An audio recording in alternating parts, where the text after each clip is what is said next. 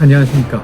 한반도안보전략연구원 보훈장 윤창민입니다. 연초부터 북한의 김정은이 집권 10년차를 맞아 제8차 당대회를 개최하였습니다. 무려 8일 동안이라는 긴 기간 동안 당대회를 개최하였는데요. 그 당대회 결과에 대해서 동국대학교 북한문제 전문가이신 김광철 박사님을 모시고 평가해보는 그런 기회를 갖도록 하겠습니다.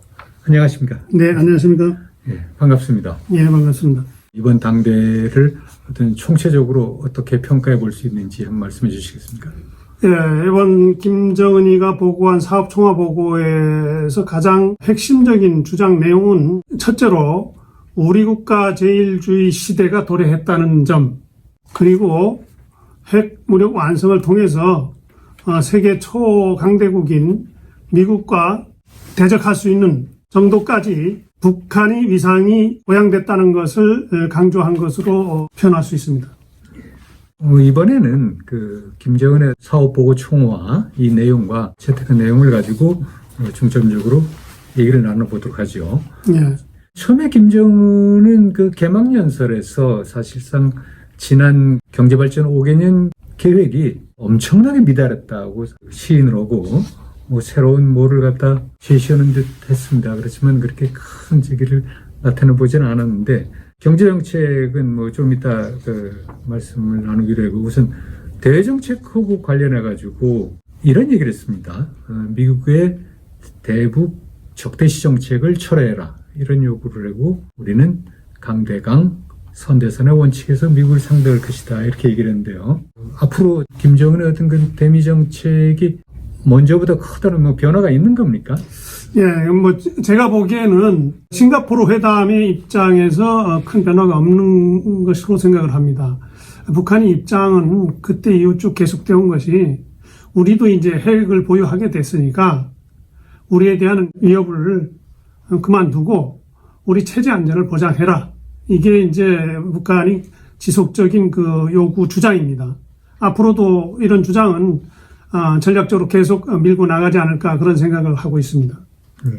그러면서 어떤 대외정책 활동의 어떤 가장 그 핵심적인 요점을 미국을 최대의 주적이다 이렇게 얘기를 했어요. 네, 그러면서 미국을 제압하고 굴복시켜 나가는데 초점을 맞추겠다 이렇게 얘기했는데요. 예. 어떤 공세적인 세계 예상이 된다고 볼 수 있습니까? 예, 사실 이게 그냥 수사에 그치면 문제가 없을 수도 있지만 이런 언사를 계속 구사를 하고 그런 조짐을 계속 보인다면 미국이 바이든 정부는 가만히 있지 않을 것으로 생각을 합니다. 미국 정부는 이미 2017년도에 코피 전략이라든가 글로벌 리치 전략이라고 해가지고 북한에 대해서 여차하면은 선제 타격도 가할 수 있다.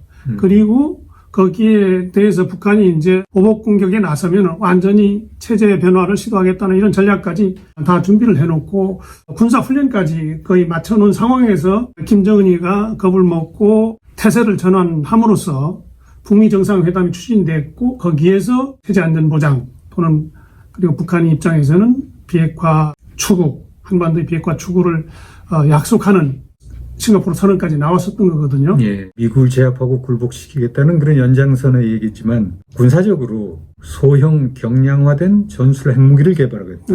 이런 새로운 전술 핵무기 개발 얘기가 나왔어요. 그리고 초대형 핵탄두 생산을 계속해 나가고 15,000km 사정권의 어떤 그런 보복 선제 및 보복 타격 능력을 고도하겠다. 이런 얘기도 했고 국초음속 무기를 개발하겠다는 얘기도 했고 핵 잠수함 개발을 하겠다 하고 이건 설계 연구가 끝났다고까지 얘기를 했습니다. 그리고선 핵 잠수함에 탑재할 수중 발사 전략 핵무기 즉 SLBM을 개발하겠다 이런 얘기를 하고 있는데요. 이런 것들이 제대로 진행될 가능성이 있겠습니까? 네, 그러니까 아까도 얘기했지만 이런 것들이 그냥 단순히 수사에 그친다면 별 문제가 없지만 이런 것들이 진전을 보이는 모습은 그게 현실적으로 나타난다면 미국의 입장에서는 현존하는 위험이 되거든요.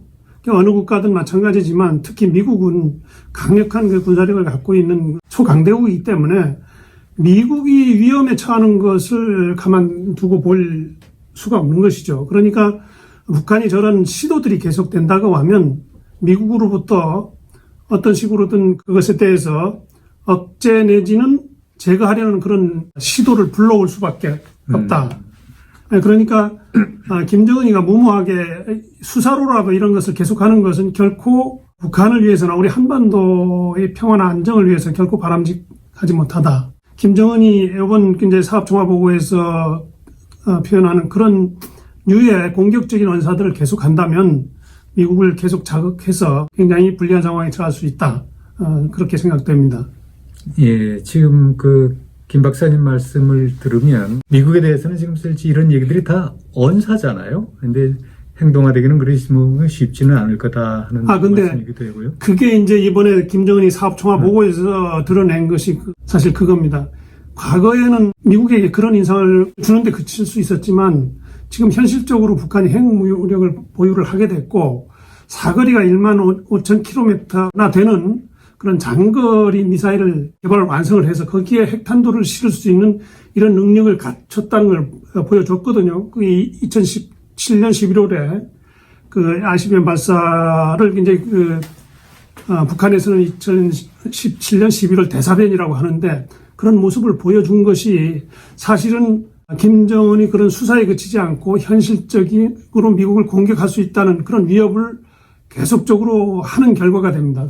그에 대해서는 미국이 자위권 발동이라는 그런 명분을 내세워서라도 이것을 타격할 가능성을 높여주는 겁니다. 미국의 어떤 그런 자신들이 내세운 적대시 정책 철회라는 그런데 요구해 와라 하는 그런 강한 메시지를 던졌다고 볼 수 있겠네요. 적대시 정책 철회라는 그런 선을 넘어서 예. 자꾸 우리가 미국을 공격할 수도 있다. 사정권 안에 있다. 자꾸 위협을 가한다는 것이 문제라는 거죠. 사실 유엔 헌장에서도 위협을 가하는 국가에 대해서는 공격을 할 수 있게끔 그런 전쟁을 합법화하고 있지 않습니까? 예. 그러니까 그런 구실을 자꾸 김정은이가 제공하는 것은 결코 바람직한 일이 아니라고 봅니다. 본인 스스로가 핵 선제 및 보복 타격 능력을 고도화하겠다 이렇게 얘기했지만 결국은 그 얘기를 자꾸 하면서 이런 그릇된 언사들을 표현함으로써 미국으로 하여금 오히려 선제 공격, 예방 공격을 하도록 하는 걸 빌미를 줄 수 있다. 예. 이런 위험성이 있다. 이런 말씀이시죠. 예, 사실 커피 작전이라든가 이런 게 거론이 됐을 때 여러 사람들이 그것은 무모하다. 막대한 인명 희생을 초래하기 때문에 그건 무모하다는 이렇게 해서 사실 일부에서는 그런 게 논의된 바가 없다고 부인까지 하는 이런 상황까지 왔었고 어떻든 선제 공격 이런 것들은 없었던 일로 됐는데 그러나 자꾸 김정은이가 바이든 정부를 자극을 한다고 하면 그리고 미국의 입장에서 이거 현실적으로 위험하다. 이건 제가 하지 않으면 안 되겠다. 이런 판단이 선다면 커피 작전이라든가 글로벌 리치 작전 이런 것들이 현실적으로 실현될 가능성을 완전히 배제하기는 어렵다고 보는 것이죠. 그러니까 김정은이가 무모하게 미국을 굴복시키겠다라든가 제압하겠다라고 하는 것은 북한 주민들한테만 들리는 소리가 아니거든요. 그러니까 굉장히 조심해야 될 발언들이죠. 결국은 한반도나 동북아 상황은 북한의 이번 당대회를 통해서 내뱉은 여러 가지 언사들이나 목표들로 인해서 더 불안정성이 심해지고 위험성이 커졌다 이렇게 말씀하시네요. 그런 것을 자꾸 그런 상황을 엮어가고 있지 않나. 결코 바람직하지 못한 상황인데 그런 것들은 이제 자제돼야 된다는 말씀을 드리고 싶습니다. 알겠습니다. 그다음에 우리 한국에 대해서는 남북 관계가 판문점 선언 이전의 시기로 되돌아갔다 이런 얘기를 했어요. 그러면서 오히려 우리의 탄도미사일 개발 그걸 설명해라 하는 적반하장적인 태도를 보이고 방역 협력, 인도적 협력, 관광 이런 비본질적인 문제들이라고 사람들은 얘기를 했는데 하여튼 이런 작은 얘기들 끊지 말고 본질적으로 근본적인 문제를 해결하라 하면서 우리한테 첨단 군사장비 반입을 중지해라. 미국과의 합동 군사연습을 중지해라.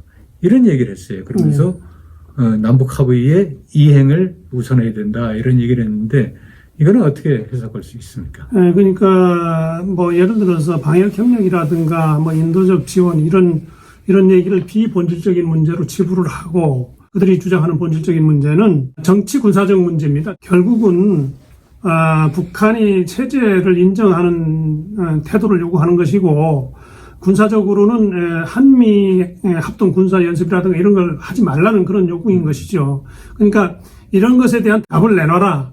이런 요구인 것입니다. 방역 문제라든가 뭐 인도적인 지원 이런 문제 가지고는 남북관계 개선할 의사가 없다. 우리는 그런 것에 만족하지 못한다. 결국은 아마도 한미 합동 군사 연습을 개시할 것인가 말 것인가를 지켜보고 북한이 이제 그에 상응한 성명이라든가 이런 의사표명을 하지 않을까 그렇게 생각을 합니다. 그런 얘기를 했어요. 그 어떤 3년 전으로 되돌아가긴 했지만 남조선 당국의 태도에 따라서 얼마든지 가까운 시일 안에 남북관계는 3년 전 봄날과 같은 상태로 다시 새 출발점으로 돌아갈 수 있다. 이랬거든요. 결국 우리 보고 굴복하라 이런 얘기네요. 네, 굴복하라는 얘기고 다른 말로 표현하면 미국 편에 서지 말고 민족공주에 서라. 민족공주에 나선다는 얘기는 이제 그 한미 연합 훈련이라든가 이런 걸 이제 취소한다든가 이렇게 하면 이제 남북 관계는 좋아질 수 있다. 그런 걸 조건으로 남북 관계 개선에 나서겠다 하는 이런 표현이라고 생각을 합니다. 우리한테 정치적 굴복을 요구한다고 볼 수도 있겠네요. 예, 그런 것 중에 이미 나타난 것 중에 하나가 지난번에 이제 김여정이가 서너 차례 이제 성명을 발표하면서 우리 대한민국에 대해서 압박을 가한 그런 전례가 있지 않습니까? 그게 그 핵심 요지는 그거였어요. 최고 존엄에 대한 모독을 멈춰라. 즉 대북비라 살포라든가 아니면 김정은이가 원산 화력 시범 훈련에 참관했었는데 그 훈련을 비난한 것 자체도 최고 존엄 모독으로 보고 그런 걸 멈춰라고 해서 결국 우리 정부에서는 대북 전단 살포를 불법화하는 그런 입법적 조치까지 하고 이랬지 않습니까? 예. 앞으로 이런 요구를 계속 할 것으로 전망합니다. 예, 이 문제는 뭐 사실 어떻게 보면 우리 그 국회나 어떤 정부에서 상당히 문제의 소지가 있는 법을 만들었다 이렇게 얘기할 수 있는데 미국만 아니라 국제사회의 반발이 심하지 않습니까? 그 대북 전단 금지법은. 예. 그러면 이제 다시 이번에 그 사업 총화로 돌아가서 경제정책하고 관련해가지고 김정은이 개막연설에서도 실패를 자인하고 그러면서도 이번에는 그 실패가 야만적인 제재 봉쇄 때문이고 혹심한 자연재해 때문이고 세계적인 보건 위기 때문이다. 이렇게 어떤 실패의 원인을 돌렸어요. 예. 그러고 나서 제시한 것이 결국 새로운 경제발전 5개년 계획이라는 것의 어떤 근본은 자력갱생이고 그 자급자족이어야 한다. 이런 얘기를 해야 되는데 이건 상당히 폐쇄적으로 돌아가게 되는 그런 얘기가 아닌가요? 맞습니다. 이제 사실 어떤 상황이 발전은 객관적 여건과 주관적 조건이 결합해서 이제 그 상황이 발전된다고 하는 것인데 북한이 입장에서는 지금 객관적 여건 아까 얘기했던 그 자연재해라든가 그 다음에 이제 코로나19 사태 그리고 국제제재 이런 것으로 그 경제 실책이 책임을 일단 떠넘기고 그러면서도 이제 주관적 조건을 강화해서 이 앞으로도 이런 난관이 계속될 텐데 주관적 조건을 강화해서 이걸 극복하자 하는 이런 메시지를 던진 것입니다. 주관적 조건이라고 하는 것은 결국 북한 내 체제 결속을 강화하겠다. 그리고 통제를 강화하겠다. 그런 것으로 극복해 나가자. 여기에 일심 단계를 하자 하는 그런 주장을 하고 있는 것입니다. 예. 그러면서 또한 경제 사업에 있어서는 국가의 통일적 지도를 실현해야 한다. 그다음에 이를 위한 기강을 확립해야 된다. 그다음에 상업 봉사 활동 전반에서 국가 주도의 어떤 역할을 더 강화해야 된다. 이런 얘기를 하고 있어요. 그러면 우리가 희망하는 어떤 그런 개혁 개방이나 이런 것은 거리가 멀고 또 기존에 또 북한 내에서 활성화되어 오던 그 시장에 대한 억압과 통제가 예상되는데 어떻게 보십니까? 예. 사실 우리가 외부 세계에서 북한을 이제 이런 걸 자꾸 평가하고 이런 것들이 혹시나 김정은이가 개혁 개방의 길로 나서지 않을까 하는 이런 기대, 북한이 정상 국가화하는 방향으로 변하지 않을까 하는 이런 기대 때문에 여러 가지 이제 분석을 하고 뭔가 이제 찾아보려고 하는데 사실 이번 사업 총화 결과를 보면 그런 모습은 그러니까 개혁 개방을 추구하는 그런 메시지는 전혀 없습니다. 오히려 이렇게 어려운 시기에 경제 통제도 강화하고 규제를 통해서 이런 걸 극복해내자 하는 메시지를 던짐으로써 발전해가는 것이 아니라 퇴행하는 그런 모습을 보여주고 있다고 생각을 합니다. 예, 경제는 그렇고 또 어떤 북한 그 사회적으로 주민들에 대한 어떤 그 통제를 강화하려는, 그다음에 사상 같은 통제도 강화하려는 그런 모습도 보이는 것 같은데요. 뭐라고 얘기를 했냐면 전체 인민이 사회주의에 대한 신념을 강화하고 자기 것에 대한 사랑과 믿음을 굳게 간직해야 된다. 네. 이런 얘기를 했어요. 그러면서 사회주의 생활 양식에서 어긋나는 현상들과는 대중적 투쟁을 강력히 전개해야 된다 하는데, 이거는 여러 가지 어떤 대내적인 사상 통제라든가 어떤 그런 교육 강화라든가 뭐 이런 것을 얘기하는 거 아니겠습니까? 네, 그거는 사실 새로운 주장이라고 볼 수는 없고요. 김일성주의의 핵심입니다. 결국 일심 단결해서 자력갱생으로 극복하지 않으면 길이 없다는 이런 호소인 것입니다. 예. 네, 그래서 사상 통제도 강화될 것이고, 일부 지역 사회에서 시장화 진전이 이제 관찰되고 이런 것들이 있었는데, 이런 것들도 앞으로 어떻게 보면 구체적으로 좀 더 통제를 강화하는 조치들이 나올 가능성도 있다 하는 것을 이제 예견해 볼 수 있습니다. 예.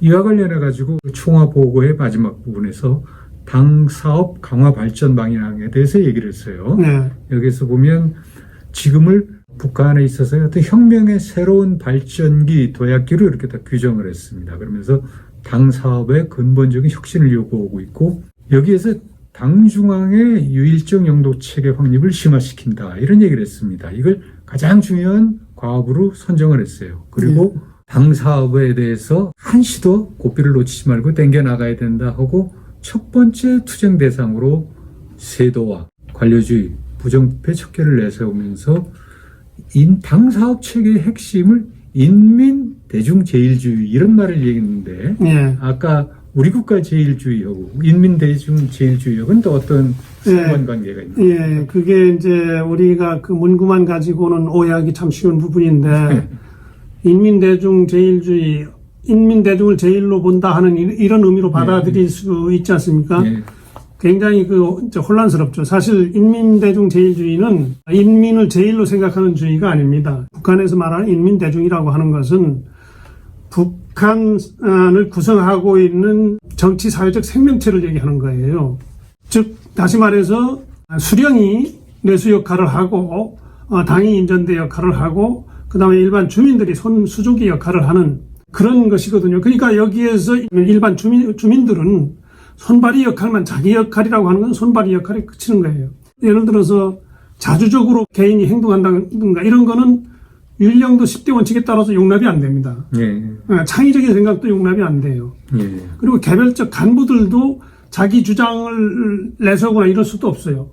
무조건 교시라든가 방침에 따라서, 그리고 당의 노선과 정책에 따라서만 이게 할 수 있게끔 돼 있거든요. 그래서 인민대중이라고 하는 것은 우리가 얼핏 생각하기에는 인민을 위하는 것 같다, 이렇게 오해할 수 있는데, 결코 그게 아니라 그 수령이 말을 잘 들어라, 수령 중심으로 움직여라, 수령 유일 영도 체계를 잘 따라라 하는 이런 요구인 것입니다.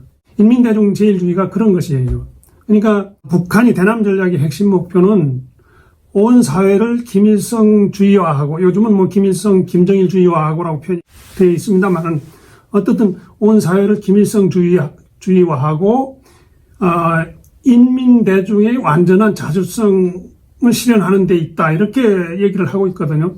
이때 인민대중의 완전한 자주성 실현이라고 하는 것은 그 개개 인민들의 자주성을 완전히 실현하는 것이 아니라, 아까 얘기했던 그 정치 사회적 생명체로 김정은이가 내수 역할을 하는 북한 그 모든 구성원이 윤령도 체계에 따라서 움직이도록 한다 하는 이런 얘기인 것입니다. 알겠습니다. 그러면 뭐 결론적으로 이렇게 제가 마무리를 짓겠는데요. 그러면 결국은 이번에 8차 당대에서의 어떤 채택된 그 사업 총화를 보면, 지금까지 10년의 김정은의 통치 경험을 토대로 앞으로 10년, 20년의 김정은 체제의 그 앞날을 공고히 해나가는 그런 방책을 여기서 밝혔다, 이렇게 얘기할 수 있을 것 같네요. 예. 이번에 대체하자 하는 그런 주장이 나왔는데, 이제 사실은 인민대중 제일주의라는 그런 구호, 김정은이 집권하자마자 그 주장을 하고 나왔거든요. 근데 이번에는 그런 구호 대신에 이민위천, 일심 단결, 자력갱생으로 이제 이걸 대체하자고 나왔는데 예. 사실은 다 같은 얘기예요. 예. 결국 김정은이 수령 중심으로 일심 단결하자 그거거든요. 예, 우리가 좀 북한에서 나오는 그 용어들은 잘 정말 새겨들어야 될 것 같습니다. 예. 알겠습니다. 예, 감사합니다. 예, 감사합니다.